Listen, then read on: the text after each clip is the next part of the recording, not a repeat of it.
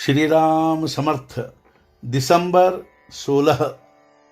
नाम ही परमेश्वर से भेंट करा देगा।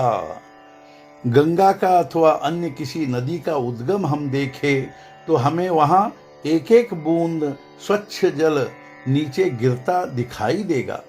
पूर्व पुण्याई के कारण जीवन में परमार्थ का उद्गम भी ऐसा ही छोटा किंतु स्वच्छ हुआ करता है। फिर आगे उस स्वच्छ झरने का नदी में रूपांतर होता है और अनेक स्थानों से बहते जाने के कारण उसका पानी भी कुछ गंदा हो जाता है। वैसे ही अपना जीवन भी व्यवहार की अनेक भली बुरी बातों के संपर्क से आगे गंदा होता जाता है।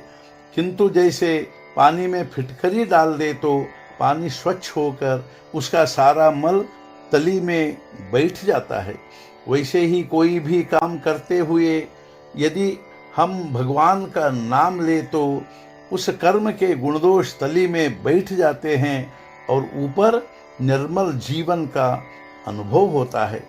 कोई भी दाढ़ी वाले साधु महात्मा आकर कहने लगे कि परमार्थ ऐसा है वैसा है, तो तुम उससे सीने पर हाथ रख कर आत्मविश्वास से कह सकते हो कि नाम के बिना परमार्थ संभव ही नहीं।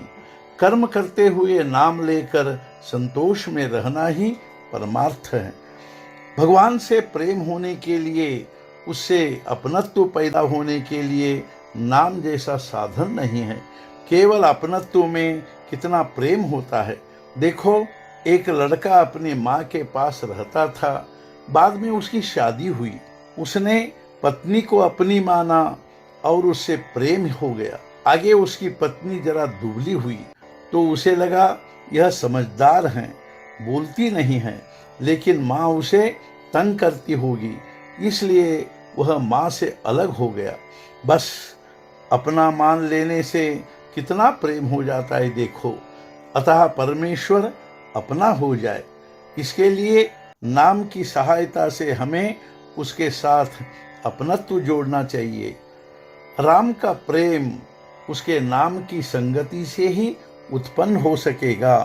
केवल पुस्तकें पढ़कर परमार्थ कहने वाले बहुतेरे मिलेंगे, किंतु आचरण में उतार कर परमार्थ बताने वाला कोई बिल्ला ही होता है। गृहस्थी कितनी ही करे वह अपूरी ही रहती है। किसी बूढ़े आदमी को देखे, उसकी गृहस्थी ठीक से देखे तो सब पूरी हो गई होती है। बाल बच्चे होते हैं, सभी तरह से वह सुखी होता है, लेकिन मरते समय कहता है नाती का जनेऊ देख लिया होता तो अच्छा होता। इससे समझने में आता है कि आदमी वासना में कितना उलझा रहता है। गृहस्थी कितनी भी करे वह पूरी होती ही नहीं, वह अपूर्ण ही रहती है। मनुष्य के हृदय की आकुलता परमेश्वर के बिना शांत नहीं हो सकती। उसे जीवन में संतोष केवल परमेश्वर की भेंट से ही हो सकता है, और इसलिए आरंभ से नाम का पल्ला पकड़ना चाहिए। इसका पूर्ण विश्वास रखो कि यही नाम आपको मृत्यु के समय परमेश्वर से भेंट करा देगा। आज का मुख्य विचार, हम जो मांगते हैं वह भगवान जब देने लगेगा तो उसे हमारे लिए 24 घंटे कष्ट करना पड़ेगा, और इतना करने पर भी हमारा मांगना अधूरा ही रह जाएगा। सद्गुरुनाथ महाराज की जय। जय जय रघुवीर समर्थ।